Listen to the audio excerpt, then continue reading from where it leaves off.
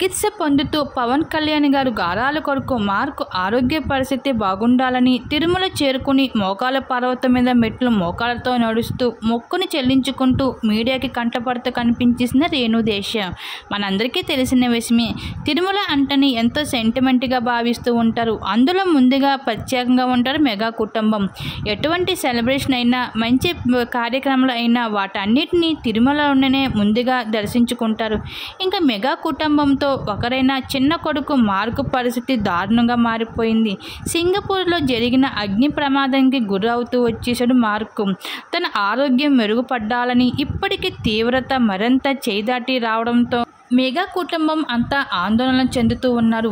ఇంకా మార్కు సహతోటి పిల్లలు అనారోగ్యం పరిస్థితి విషమించడంతో పాటు చాలామంది మృతి చెందడంతో మార్కు పరిస్థితి త్వరగా కోలుకోవాలి అంటూ ఇప్పటికీ మొక్కులు చెల్లిస్తూ ఉన్నారు మెగా ఫ్యాన్స్తో పాటు మెగా కుటుంబ సభ్యులు.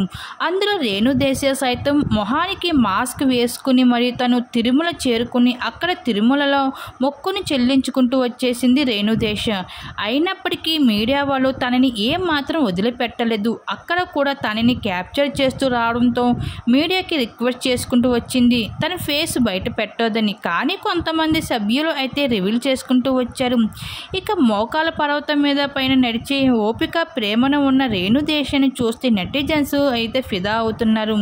ఇక అఖిలనందన మాత్రమే కాదు ఇంకా మార్కు కూడా నా కొడుకే, నా కడుపున పుట్టకపోయినా అంటూ ఇంక మొక్కుని చెల్లించుకుంటూ తన ఆరోగ్య పరిస్థితి బాగుండాలి అని తిరుమల చేరుకుని మోకాల పర్వతం మొక్కుని చెల్లించుకుంటున్న రేణుదేశ. వాటికి సంబంధించిన ఫొటోస్ ఇప్పుడు నెట్టింట్లో వైరల్గా మారుతున్నాయి. ఆ ఫొటోస్ ఇప్పుడు మా విడిది మీరు చూసియండి.